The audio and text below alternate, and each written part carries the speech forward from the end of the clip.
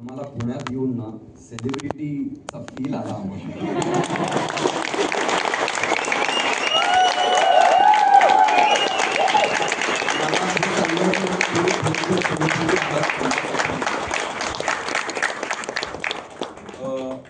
मला प्रेक्षकांना आणि कलाकारांना खूप चांगला एक्सपिरियन्स द्यायचा होता आणि माझ्यातर्फे तुम्हाला खूप खूप थँक्यू. मी दादाकडून विनंती करेन की प्लीज तुम्ही बोलू शकता, प्लीज.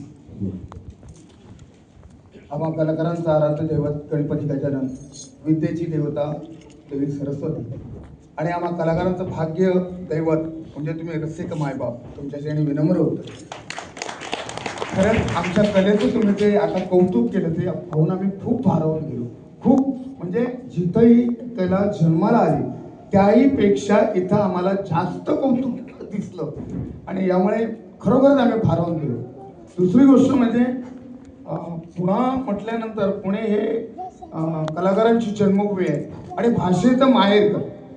तुम्हाला ज्ञातच आहे, आता सरांनी सांगितलं की आमचे संवाद हे लिखित नसता आम्ही कथानकाला अनुसरून ते आम्ही वापरतो आणि नाट्यरूप बनवतो. तर अशा वेळी आमच्या कुठल्याही कलाकाराकडून एखादा जर शब्द चुकीचा गेला असेल तर रक्षक मायबाबू तुम्ही क्षमा करा. शिवाय 800 सिनेमाचा आयुष्यमर्यादा कोणी सांगू शकतो, व्यावसायिक नाटकांची आयुष्यमर्यादा सांगू शकतो, इतर कुठल्याही कलेची सांगू शकतो, पण दशावताराची आयुष्यमर्यादा कुणीही सांगू शकत नाही. 800 वर्षापूर्वीपासून आहे आणि याचा उल्लेख दासबोध मध्ये सुद्धा आढळतो.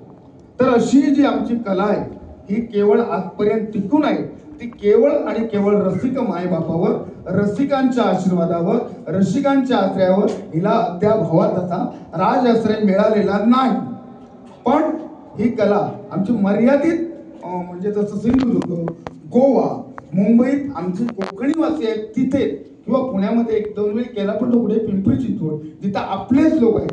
पण या कलेचा प्रसार आज हवा तसा झाला नव्हता.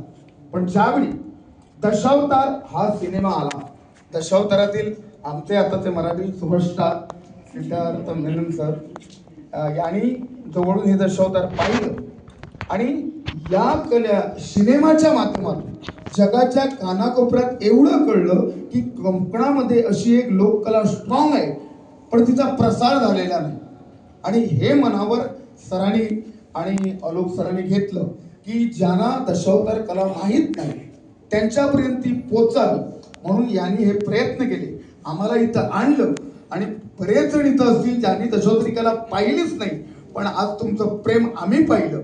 आमच्या कलेवर असंच प्रेम करा, असेच वेळोवेळी ही जी कला प्रसार करण्याचं कर्तव्य यांनी हाती घेतलेलं आहे यांना सहकार्य करा आणि पुन्हा ज्यावेळी हे ठेवतील दशावतार त्यावेळी तुमच्या सोबत प्रत्येकाने अजून 10 नवोदित रसिक घेऊन या आणि आमच्या कलेला आशीर्वाद देऊ.